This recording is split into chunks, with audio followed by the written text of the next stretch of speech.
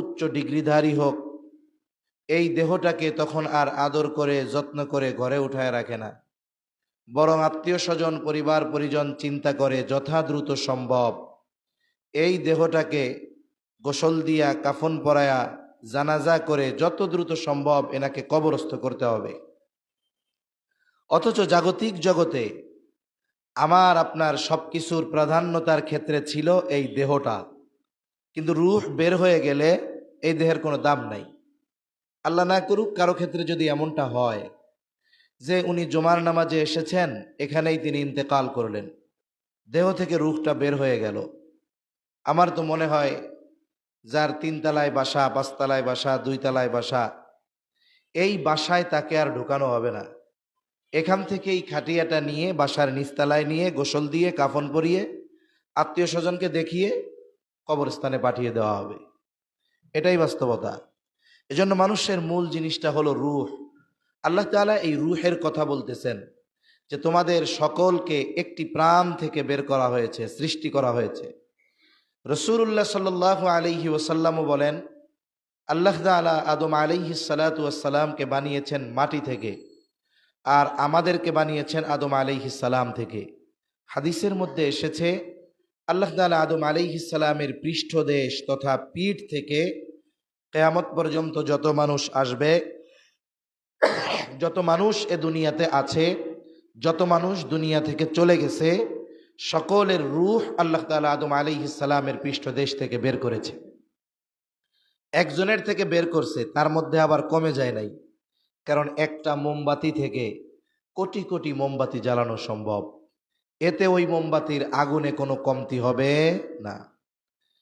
আল্লাহ তাআলা এরপরে আদম আলাইহিস সালামের থেকেই তার জোড়া হাওয়া আলাইহিস সালামকে বের করেছেন, এবং এই দুজনের মাধ্যমেই আল্লাহ সুবহানাহু ওয়া তাআলা এই পৃথিবীব্যাপী নারী পুরুষের বিস্তার ঘটিয়েছেন। যেমন আল্লাহ তাআলা আরেক জায়গায় বলেন, ইয়া আইয়ুহান নাসু ইন্না খলাকনাকুম মিন যাকারিন ওয়া উনসা ওয়া জাআলনাকুম শুউবান ওয়া ক্বাবাইলা লিতাআরাফু ইন্না আকরামাকুম ইনদাল্লাহি আতকাকুম। আল্লাহ তাআলা বলেন, হে মানব সম্প্রদায়, ইন্না খলাকনাকুম মিন যাকারিন ওয়া উনসা, আমি তোমাদেরকে এক নারী এক পুরুষ থেকে সৃষ্টি করেছি। এরপরে শুধু সৃষ্টি করেছি তা নয়, ওয়াজআলনাকুম শুউবান ওয়া ক্বাবাইলা, তোমাদেরকে বিভিন্ন বংশ গোত্রে আমি আল্লাহ বিভক্ত করেছি। কেন? বলে লিতাআরাফু, যাতে করে তোমরা একে অপরের সাথে পরিচিত হতে পারো। সাথে সাথে আল্লাহ রাব্বুল আলামিন বংশ পরিচয় যে মর্যাদার মাপকাঠি নয়, কেউ উচ্চ বংশীয় হলেই যে সে মর্যাদায় উত্তীর্ণ হবে, মর্যাদা বেশি হবে, নিম্ন বংশের হলে যে মর্যাদায় কম হবে, বিষয়টা এমন নয়। এই জন্য আল্লাহ তাআলা বলেন, আমি আল্লাহ তাআলার কাছে মর্যাদার মূল মাপকাঠি হলো ইন্না আকরামাকুম ইনদাল্লাহি আতকাকুম, তোমাদের মধ্যে যে বেশি আল্লাহ তাআলাকে ভয় করবে, বলে সে আল্লাহ তাআলার কাছে বেশি সম্মানিত হয়ে যাবে।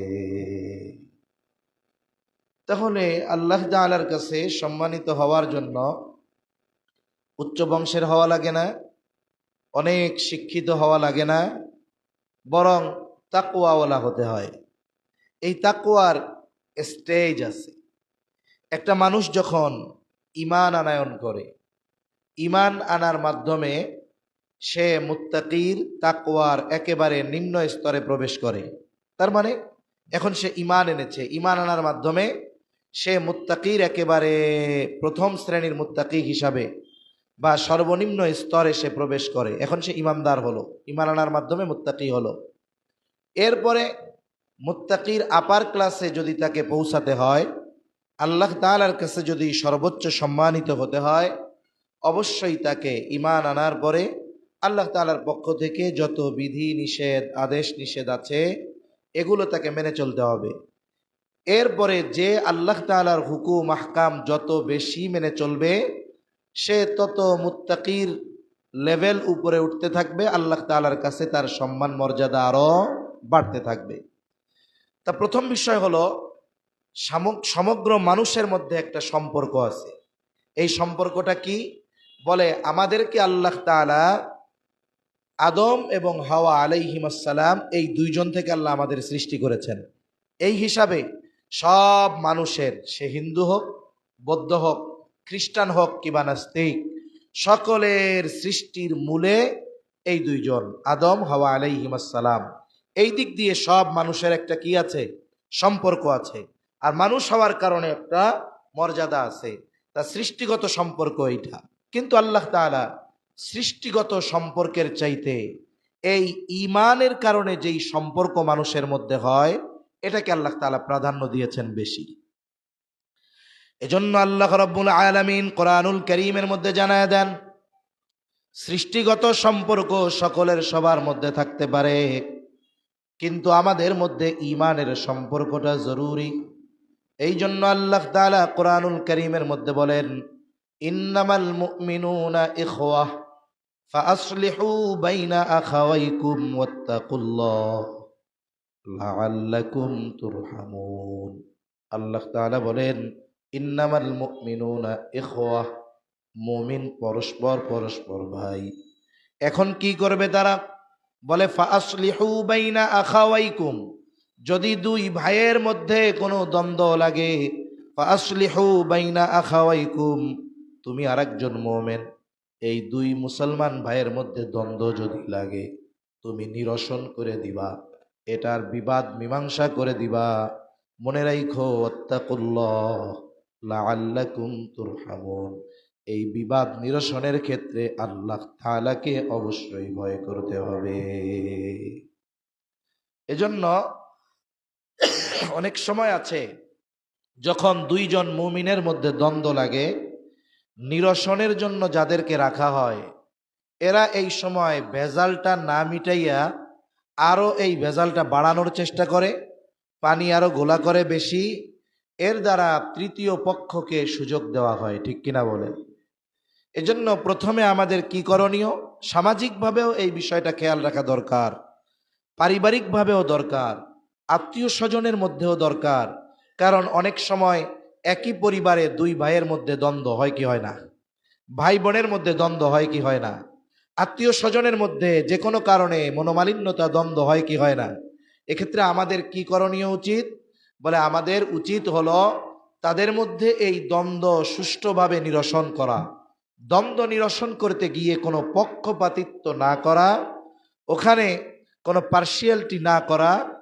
উচিত যে দুজনের মধ্যে যেন দ্বন্দ্বটা পরিপূর্ণভাবে নিরসন হয়ে যায়, সুষ্ঠুভাবে সেই ব্যবস্থাপনা গ্রহণ করা, এটা অপর আরেকজন মুমিনের দায়িত্ব। এ দায়িত্ব আমাদের সবার।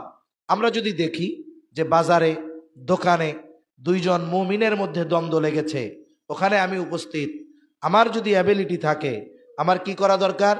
মোবাইলটা নিয়ে লাইভ না দিয়ে, ছবি তুলে পোস্ট না দিয়ে, আমার যদি সামর্থ্য থাকে, এই দুইজনের মধ্যে দ্বন্দ্ব নিরসনের ব্যবস্থা করা দরকার।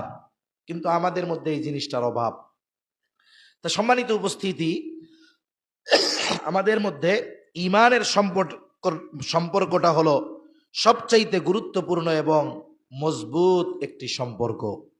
আমাদের সাথে আমাদের সম্পর্ক কেমন হওয়া দরকার ছিল? এখন তো আমরা যদি এমন হয় যে আমার এক ভাই এক পার্টি করে রাজনৈতিক, আর একজন আর এক পার্টি করে, আমরা এই দলকে প্রাধান্য দিয়ে আমরা আমাদের এই ঈমানি বন্ধনের কথা ভুলে যাই। আমরা আমাদের স্বার্থকে প্রাধান্য দিয়ে এক মুমিনের উপরে অপর মুমিনের যে হকগুলো ছিল ভুলে যাই। আমরা ভুলে যাই যে আল্লাহ সুবহানাহু ওয়া তাআলা ঈমানের এই বন্ধনটাকে ভাই ভাইয়ের মতো সম্পর্ক হিসাবে অভিহিত করেছেন। বরং হওয়ার তো এমন দরকার ছিল যে আমার আপন ভাই সে যদি ইসলাম বিদ্বেষী হয়, তার চাইতেও বেশি একজন প্রকৃত মুমিন যে ভাই হিসাবে তাকে অগ্রাধিকার দেওয়ার কথা বেশি ছিল, উচিত বেশি ছিল। কিন্তু আমরা আমাদের এই ঈমানি বন্ধন থেকে আমরা দূরে সরে যাচ্ছি, যার কারণে কি হচ্ছে? আমরা সংখ্যায় অনেক, গোটা পৃথিবীব্যাপী 250 কোটি বা 200 কোটি মুসলমান থাকার পরেও মুসলমানদেরকে আল্লাহ তাআলা পৃথিবীর চালিকা শক্তি যেগুলো, অর্থনৈতিক সমৃদ্ধির জন্য যেগুলো দরকার, স্বর্ণ দরকার, সাথে সাথে তেলকে বলা হয় তরল স্বর্ণ, আল্লাহ তাআলা এগুলো মুসলমানদের হাতে দেওয়ার পরেও এই যে মতানৈক্য, মতবিরোধ, একে অপরের প্রতি বিদ্বেষের কারণে সমস্ত শক্তি আমাদের হাতে থাকার পরেও, সংখ্যায় অনেক হওয়ার পরেও গোটা পৃথিবীর মধ্যে আমরা নির্যাতিত, আমরা মাজলুম। ঠিক কিনা বলেন? কেন?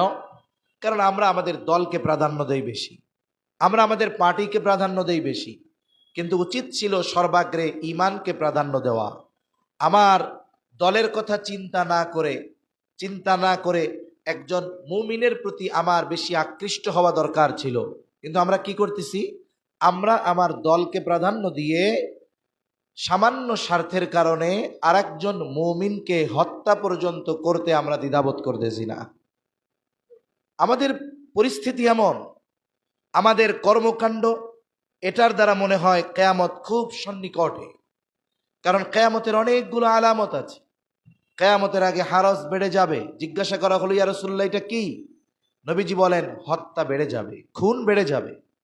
এখন তো মানুষ এমন হয় যে হত্যা করার সময় ফজিলত মনে করে হত্যা করে। ঠিক কিনা বলেন? করে কি করে না? করে। নবীজি সাল্লাল্লাহু আলাইহি ওয়াসাল্লাম বলেন, কিয়ামতের আগে হত্যা বেড়ে যাবে। কি পরিমাণ হত্যাকাণ্ড হবে? নবীজি বলেন, যাকে হত্যা করা হবে সে জানবে না কেন আমাকে হত্যা করা হলো, আবার যারা হত্যা করবে তারাও জানবে না কেন হত্যা করলাম। কিয়ামতের আগে এই ধরনের হত্যাকাণ্ড বেড়ে যাবে। শুধু তাই না, এখন তো আমরা অনেক ক্ষেত্রে দেখতে পাই হত্যাকে ফজিলত মনে করে করা হচ্ছে। এই যে সম্প্রতি সময় হৃদয় বিদারক ঘটনা আমরা দেখেছি, শুনেছি, কাকরাইলের ময়দানে, ইসের ময়দানে, টঙ্গী ইজতেমার ময়দানে কি হলো? কিছু বিষয় চিন্তা করার দরকার। ঘুমন্ত তাহাজ্জুদ গুজার নিরহ নিরস্ত্র মানুষগুলাকে সংঘবদ্ধভাবে, দলবদ্ধভাবে আক্রমণ করে নির্বিচারে হত্যা করা হলো, শহীদ করা হলো। এটা কেমন বিষয়?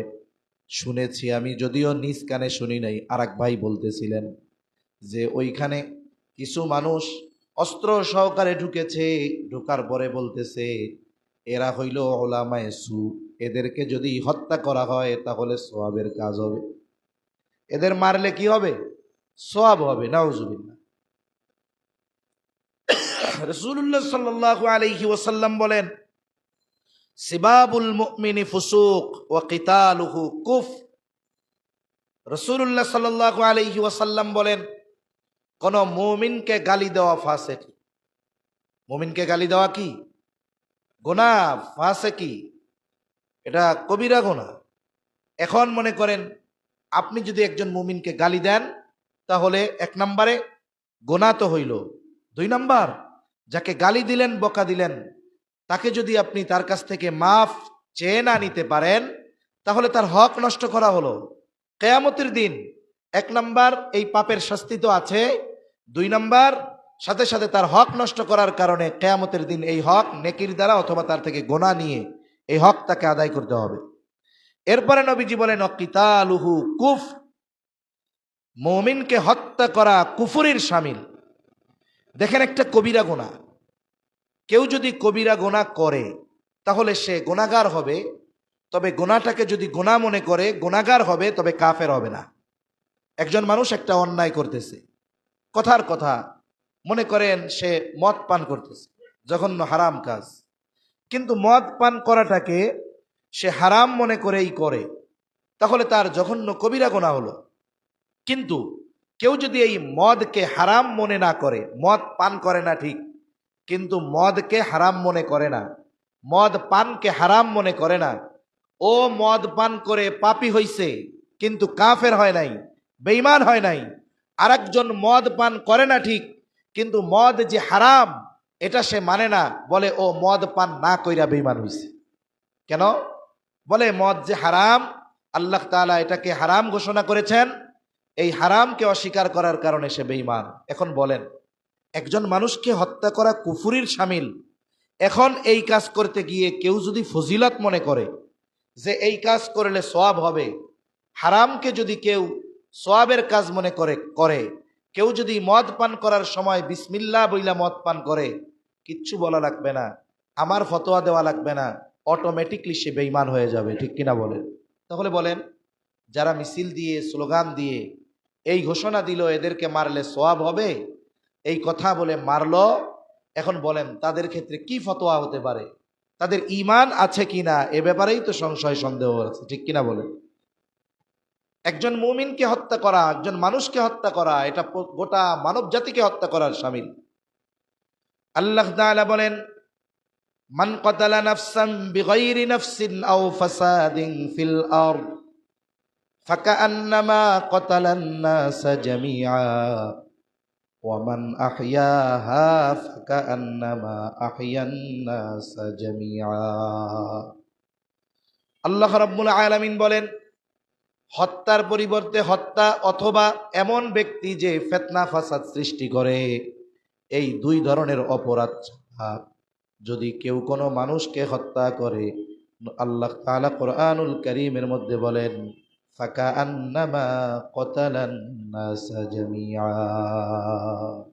সে যেন গোটা মানব সম্প্রদায়কে হত্যা করলো।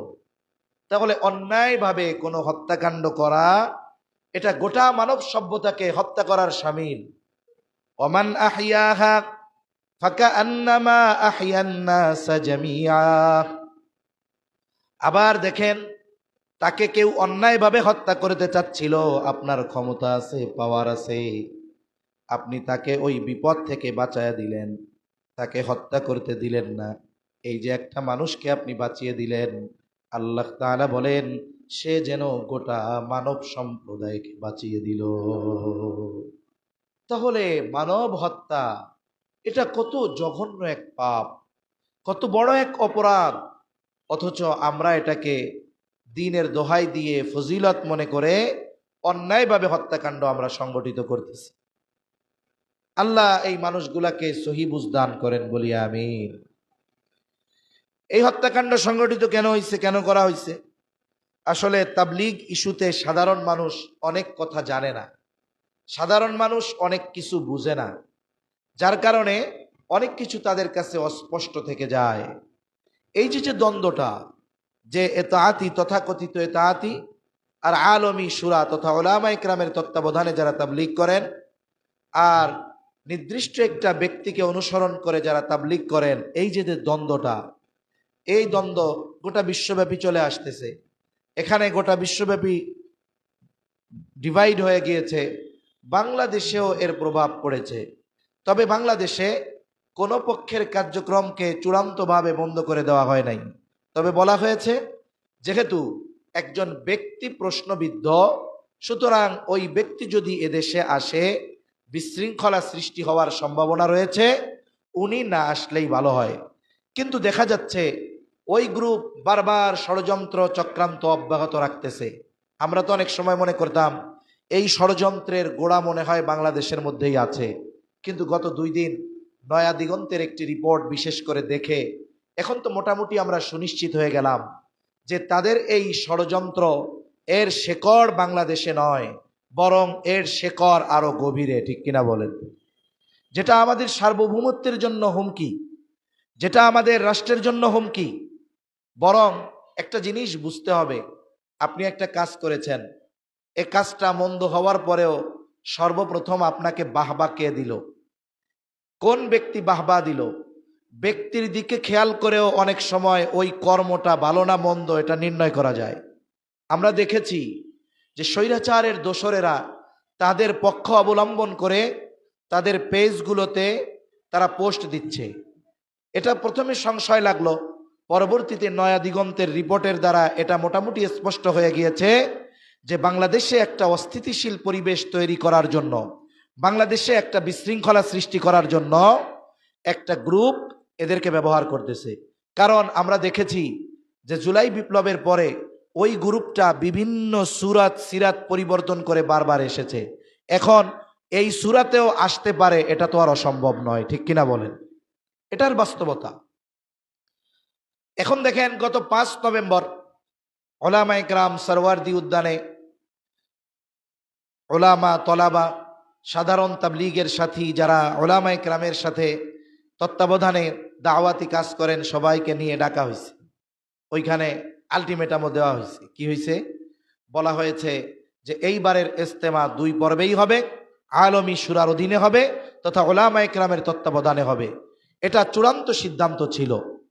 কিন্তু এরপরে আমাদের উপদেষ্টা মণ্ডলীদের পক্ষ থেকে ধর্ম উপদেষ্টা, স্বরাষ্ট্র উপদেষ্টা সহ যখন উলামায়ে কেরামের সাথে আলোচনা করলো যে দেখেন, রাষ্ট্রের পরিস্থিতি বিবেচনায় অন্যান্য সামগ্রিক বিষয়ের দিকে খেয়াল রেখে আপনাদের কাছে অনুরোধ যে বিগত সময়গুলোতে যেভাবে এই তাবলীগ ইজতেমা চলে আসতেছে, প্রথমবার আপনারা করবেন, মাঠ প্রস্তুত করবেন আপনারা করবেন, দ্বিতীয়বার তারা করবে, এই প্রস্তাব আমরা আপনাদের কাছে রাখতে চাই রাষ্ট্রের সামগ্রিক বিষয়ের দিকে খেয়াল রেখে। দেখেন, উলামায়ে কেরাম এত বড় আয়োজনের পরেও, আলটিমেটাম দেওয়ার পরেও রাষ্ট্রের প্রতি সম্মান প্রদর্শন করে, উপদেষ্টাদের প্রতি সম্মান প্রদর্শন করে, বৈষম্য বিরোধী ছাত্র আন্দোলনের যারা ছিল তাদেরকে রেসপেক্ট দেখিয়ে, প্রশাসনকে রেসপেক্ট দেখিয়ে তারা তাদের ওই অবস্থান থেকে ফিরে এসেছে যে হ্যাঁ, অতীতের মতোই হবে, কিন্তু অতীতের শর্ত এটাও থাকবে, দ্বিতীয় পর্বে তারা করবে ঠিক,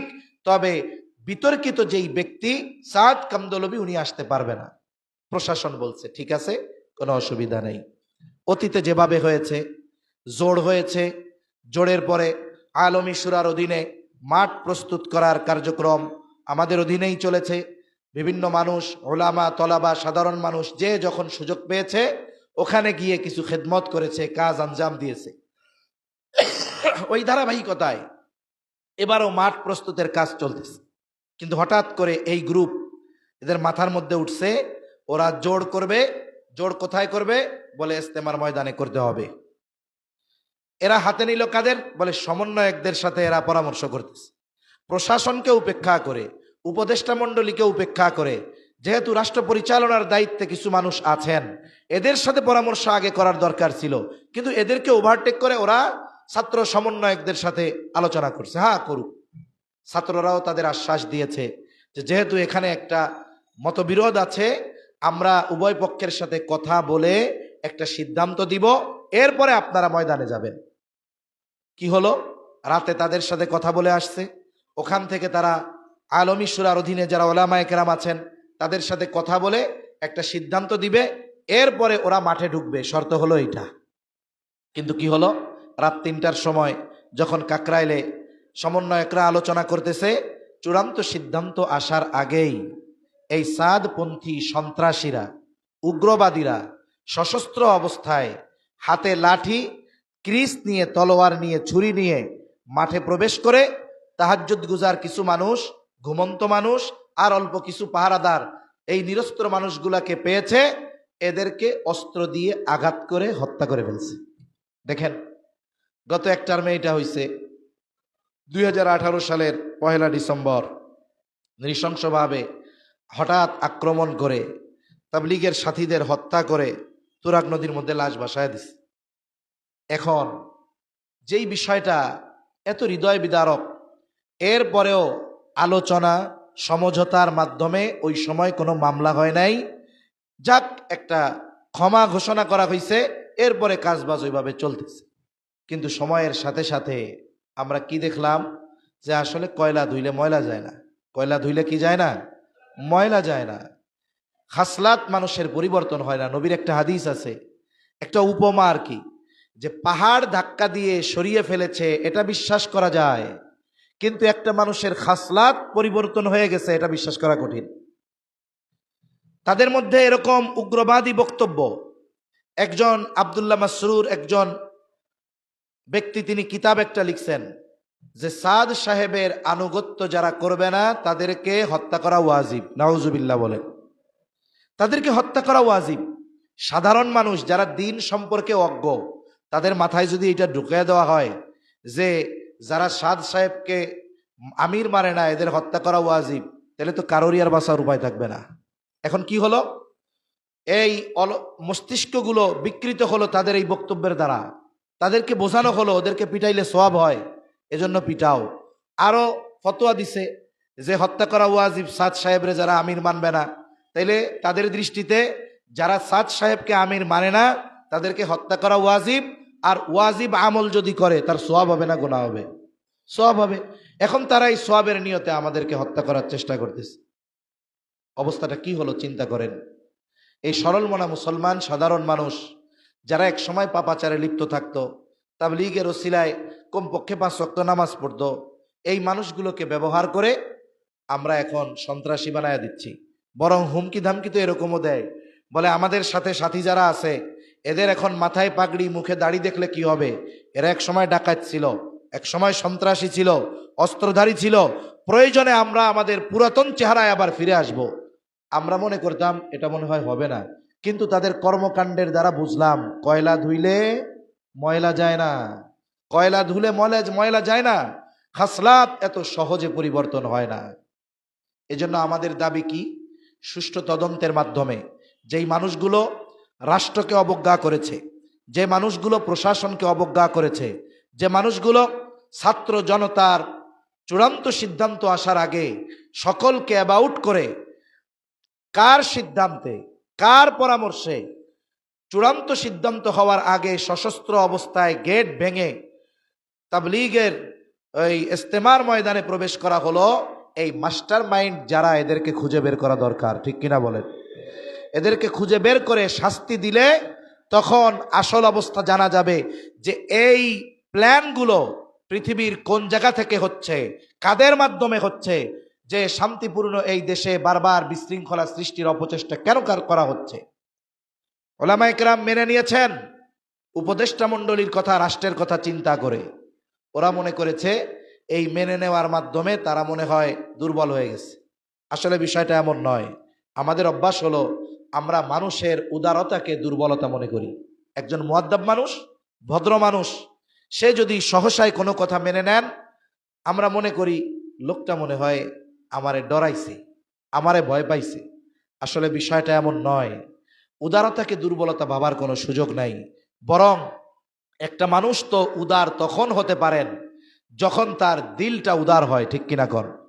সুযোগ ছিল আপনারা ইস্তেমা করতেন, যেহেতু বিশৃঙ্খলার একটা সম্ভাবনা। কেন সাদ কান্দলবিকে আনার এত অপচেষ্টা করতে হবে? কেন আপনাদেরকে জোর করে তাবলীগের ময়দান, ইস্তেমার ময়দান দখল দেওয়ার চেষ্টা করতে হবে?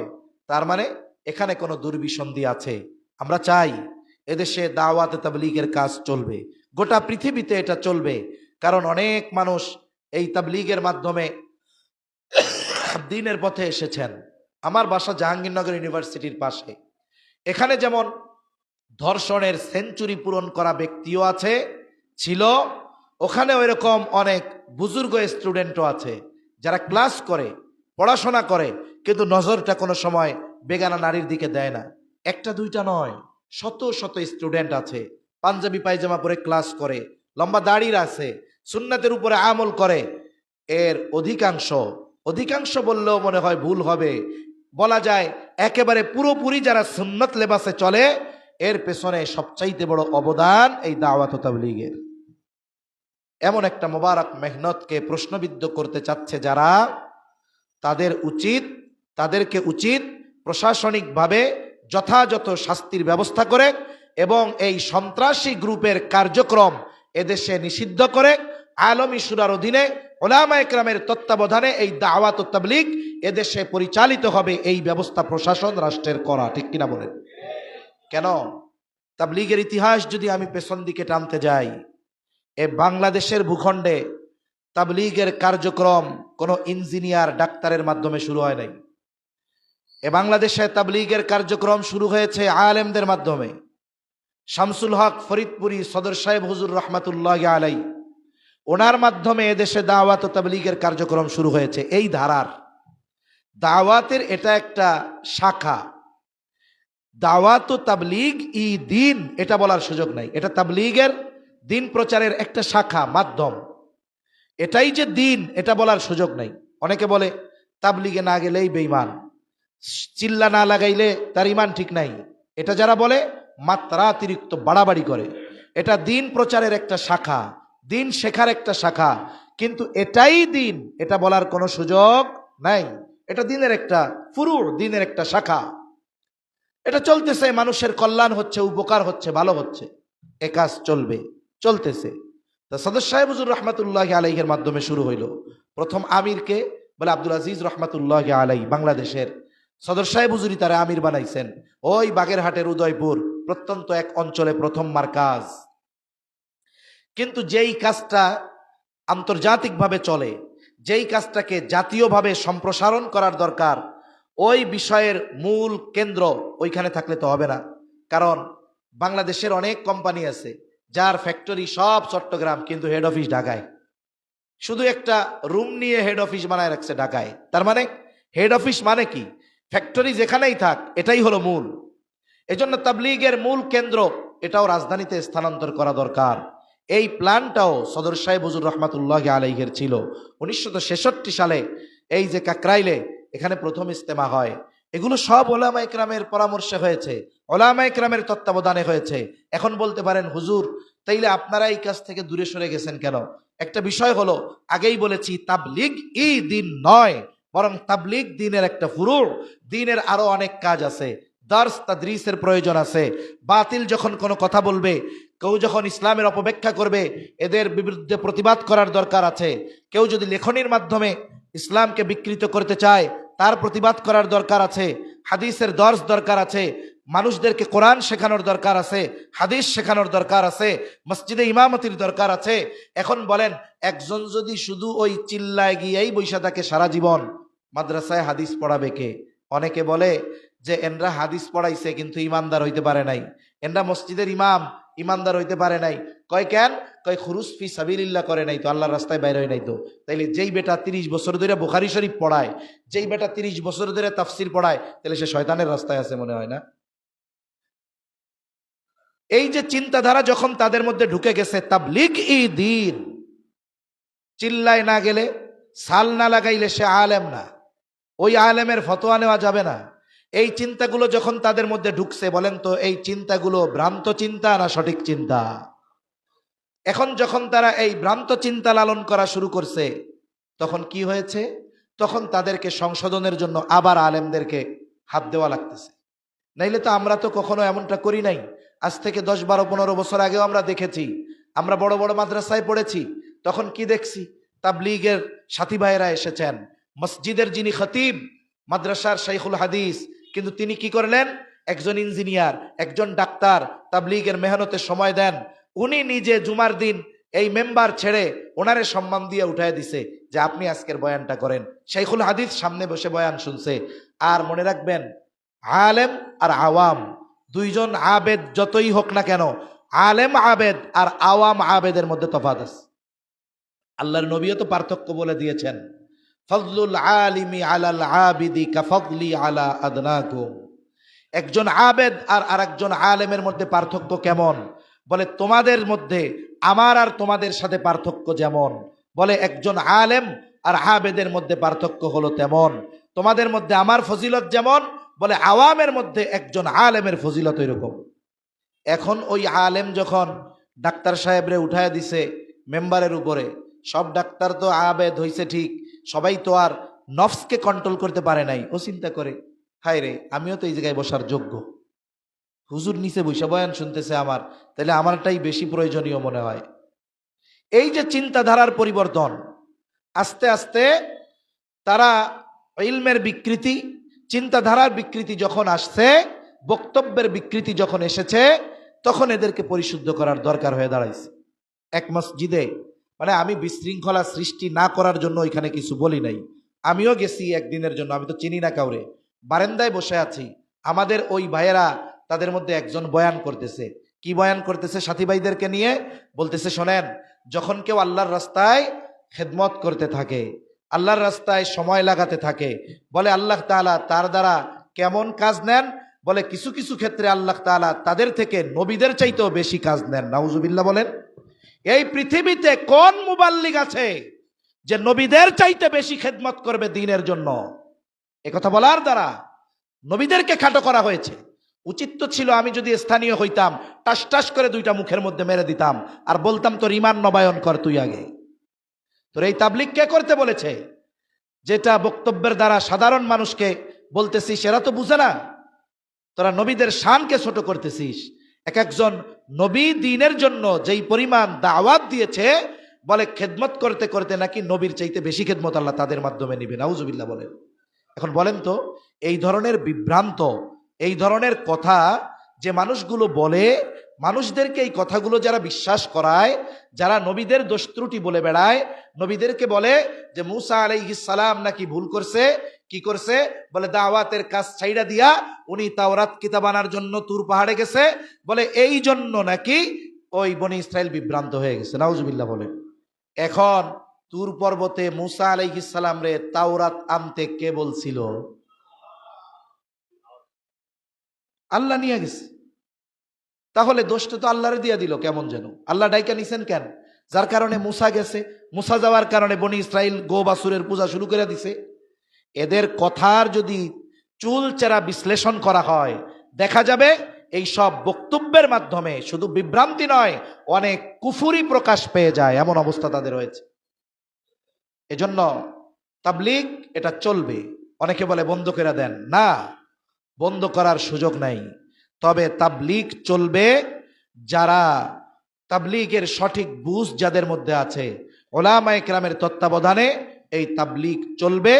এবং যারা সশস্ত্র আক্রমণ করেছে, বারবার সন্ত্রাসীমূলক কর্মকাণ্ড যারা করেছে, ওই দিল্লির থেকে প্রেসক্রিপশন নিয়ে আমাদের দেশে বিশৃঙ্খলা সৃষ্টির অপচেষ্টা করেছে, তাদের মুখোশ এখন উন্মোচিত হয়ে গেছে। প্রশাসন বুঝতে পারছে, রাষ্ট্র বুঝতে পেরেছে, উপদেষ্টারা বুঝতে পেরেছে, যাদেরকে ব্যবহার করে বৈষম্য বিরোধী ছাত্র আন্দোলনের নেতা কর্মীদের ব্যবহার করে ওরা যে কার্য হাসিল করতে চেয়েছিল, ওরাও বুঝে গেছে যে ওরা কত বড় বাটপাড়ার চিটিংবাজ। ঠিক কিনা কর? এখন আমাদের সতর্ক সাবধান থাকা দরকার। মনে রাখতে হবে যে অসুস্থ মাথা ব্যথায়, এই মাথা ব্যথার কারণে কি করতে হবে, বলে ট্রিটমেন্ট করতে হবে, ওষুধ খেতে হবে, যদি কোনো স্পেশালিস্টের কাছে যেতে হয় দেখাতে হবে। কিন্তু মাথা ব্যথাইলে রাগের ঠেলায় যদি মাথাই কেটে ফেলানো হয়, তাহলে তার বেঁচে থাকা যাবে না। এজন্য মাথা কেটে ফেলার সুযোগ নাই, ট্রিটমেন্ট গ্রহণ করতে হবে, সঠিক পথ গ্রহণ করতে হবে, যাতে রোগ নির্মূল হয়। এই দ্বন্দ্বের কারণে তাবলীগ বন্ধ করে দেওয়া যাবে না, ইজতেমা বন্ধ করে দেওয়া যাবে না। যাদের কারণে বিশৃঙ্খলা সৃষ্টি হচ্ছে, এদেরকে উচিত শিক্ষা দিতে হবে। আইনের মাধ্যমে সর্বোচ্চ শাস্তি যদি দেওয়া যায়, আশা করা যায় এই ফিতনা মুক্ত ইনশাআল্লাহ আমাদের দেশ থেকে হবে। ঠিক কিনা বলেন? সেজন্য সম্মানিত উপস্থিতি, কথা বলতেছিলাম যে মুমিনকে গালি দেওয়া ফাসিকি, হত্যা করা কুফরি, এটাকে যারা ইবাদত মনে করে করতেছে, আর এই চিন্তাধারা যেই মানুষগুলো সাধারণ মানুষের মধ্যে ঢুকিয়ে দিচ্ছে, এদের অবস্থাটা কি খারাপ চিন্তা করেন। আচ্ছা বলেন তো, আল্লাহ না করুক এই দাওয়াত ও তাবলীগের এই ধারা যদি গোটা পৃথিবীব্যাপী বন্ধ হয়ে যায়, এই কারণে কি ইসলাম ধ্বংস হয়ে যাবে? জোরে বলেন, ধ্বংস হয়ে যাবে? এটা তো 100 বছর বা তার কিছু সময় আগে পরের হবে। এর আগে কি আল্লাহ তাআলা ইসলামকে বিজয় দান করেন নাই? বিজয় দান করেছেন। এজন্য এই বিষয়গুলো আমাদের খেয়াল রাখা দরকার। যেহেতু এই ধারার মাধ্যমে সাধারণ মানুষের অনেক উপকার হচ্ছে, আমাদের উচিত যে এই কাজটা যেন সঠিকভাবে চলে। এই জন্য উলামায়ে কেরামের পরামর্শে, তাদের তত্ত্বাবধানে থাকা দরকার। তা নবীজি বলেন, সিবাবুল মুমিনি ফুসুক ওয়া কিতালুহু কুফর, মুমিনকে গালি দেওয়া ফাসিকি, কতল করা বলে কুফরি। আল্লাহ তাআলাও বলেন, কেউ একজন মানুষকে অন্যায়ভাবে হত্যা করলো, সে কেমন যেন গোটা মানব সম্প্রদায়কে হত্যা করলো। এজন্য নবীজি আর এক হাদিসের মধ্যে বলেন, মুসলমান এটা প্রকৃত মুসলমান, এটা মুসলমানই দিলেই হয় না, গরুর গোস্ত খাইলেই হয় না, দাড়ি টুপি লাগাইলে থাকলেই হয় না। বলে প্রকৃত মুসলমানের কিছু কোয়ালিফিকেশন আছে, যোগ্যতা আছে। এর মধ্যে অন্যতম কি? নবীজি বলেন, আল মুসলিম মান সালিম আল মুসলিমুনা মিন লিসানিহি ওয়া ইয়াদি। প্রকৃত মুসলমানকে বলে যার জবান এবং হাতের অনিষ্ট থেকে অপর মুসলমান নিরাপদ থাকে। নবীজি বলেন ওই ব্যক্তি হলো প্রকৃত মুসলিম। সুবহানাল্লাহ। এরপরে নবী আরো কি বলেন? আল মুসলিমু আখুল মুসলিম, মুসলমান মুসলমানের ভাই। লা ইয়াখুনুহু লা ইয়াকযিবুহু ওয়া লা ইয়াখযুলুহু। নবীজি সাল্লাল্লাহু আলাইহি ওয়াসাল্লাম বলেন, মুসলমান মুসলমানের ভাই, সুতরাং সে অপর মুসলমানের সাথে বিশ্বাসঘাতকতা করবে না, তাকে মিথ্যা প্রতিপন্ন করবে না, তাকে অপমান করবে না। কেন করবে না? নবীজি বলেন, কুল্লুল মুসলিমি আলাল মুসলিমি হারাম। এক মুসলমানের উপরে অপর মুসলমানের ব্যাপারে এই বিষয়গুলো হারাম। কোন বিষয়গুলো? বলে ইরজুহু, তার মান সম্মান বিনষ্ট করা। একজন মুমিনের মান সম্মান নষ্ট করা অপর মুমিনের জন্য, মুসলমানের জন্য হারাম। এরপরে বলেন ও মালুহু, তার মাল ধ্বংস করবে না, মুসলমান আর মুসলমানের মাল ধ্বংসকরণের কারণ হবে না। এরপরে আল্লাহ তাআলা নবীজি বলেন ও দামুহু, তার রক্ত তার জন্য হারাম। তার মানে এক মুসলমান আর এক মুসলমানকে পিটায়া মাথা ফাটাবে না, তাকে রক্তাক্ত করবে না, এটা হারাম ঘোষণা করেছেন নবী। অথচ আমরা আমাদের স্বার্থ সিদ্ধি হাসিল করার জন্য, জাগতিক স্বার্থ অর্জনের জন্য মানুষকে মারতে, মাথা ফাটাতে, তার সম্মান বিনষ্ট করতে, তার মাল সম্পদ নষ্ট করতে আমরা পিছু হটি না। অথচ আমরা কি দাবি করি? আমরা মুসলমান, কিন্তু মুসলমান হওয়ার যোগ্যতা আমাদের মধ্যে অনেক কম। এজন্য সম্মানিত উপস্থিতি, সামগ্রিকভাবে আমাদেরকে এই চিন্তায় রাখতে হবে যে আমাদের মধ্যে একটা হলো সৃষ্টিগত সম্পর্ক, আর একটা হলো ইমানের কারণে সম্পর্ক। ইমানের সম্পর্কটাকে আমাদের প্রায়োরিটি দিতে হবে, অগ্রাধিকার দিতে হবে। এই জন্য এক মুমিনের সাথে আর এক মুমিন, এক মুসলমানের সাথে আর এক মুসলমানের আচরণ হবে সুন্দর। মিথ্যা প্রতিপন্ন করা যাবে না, বিশ্বাসঘাতকতা করা যাবে না, কষ্ট দেওয়া যাবে না। নবীজি আরেকটা হাদিস বলেন, বলে শেষ করে দেই, আল মুসলিমু আখুল মুসলিম লা ইয়াযলিমুহু ওয়া লা ইউসলিমুহু। নবীজি বলেন এক মুসলমান অপর মুসলমানের ভাই, বুখারী মুসলিমের হাদিস। নবীজি বলেন যে এক মুসলমান অপর মুসলমানের উপরে জুলুম করবে না। এরপরে নবীজি কি বলেন? ওয়ালা ইউসলিমুহু, যে ওই মুসলমান ভাই আর এক মুসলমান ভাইকে কোনো জালেমের হাতে তুলে দিবে না। কথা বুঝেন নাই? যে আমি তো জুলুম করব না, আমার আর এক ভাইকে আমি জালেমের হাতেও তুলে দিব না। নবীজি এরপরে বলেন ওমান কানা ফি হাজাতি আখিহি কানাল্লাহু ফি হাজাতিহি। আল্লাহ নবী বলেন কেউ যদি কোনো মুসলমান ভাইয়ের প্রয়োজন মিটিয়ে দেয়, আল্লাহ তাআলা তার প্রয়োজন মিটিয়ে দিবে। ওমান ফাররাজা আন মুসলিমিন কুরবাতান ফাররাজাল্লাহু আনহু কুরবাতি ইয়াউমাল কিয়ামা। হ্যাঁ, কেউ যদি কারো বিপদ আপদ মুসিবত এসব থেকে তারে উদ্ধার করে, বলে কিয়ামতের দিন আল্লাহ তাআলা তাকে বিপদ আপদ মুসিবত থেকে উদ্ধার করবে। ওমান সাতারা মুসলিমান সাতারাল্লাহু ইয়াউমাল কিয়ামা।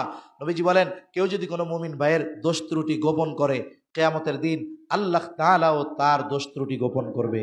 আসলে আমাদের সাথে হৃদ্রতা, সম্পর্ক, ভালোবাসা মুসলমানের সাথে মুসলমানের যেমন হওয়ার দরকার ছিল তেমনটা নাই। কেন নাই? বলে আমরা জাগতিক স্বার্থকে প্রাধান্য দেওয়ার কারণে, এই স্বার্থ প্রাধান্য দিতে গিয়ে আমরা এখন নিজেদের সাথে বিভক্তি, নিজেদের মধ্যে অন্তর্কলহ, নিজেদের মধ্যে দ্বন্দ্ব, ফিতনা ফাসাদ বাড়াচ্ছি। আল্লাহ সুবহানাহু ওয়া তাআলা এগুলো থেকে আমাদের হেফাজত থাকার তৌফিক দান করেন। সকলে বলি আমিন।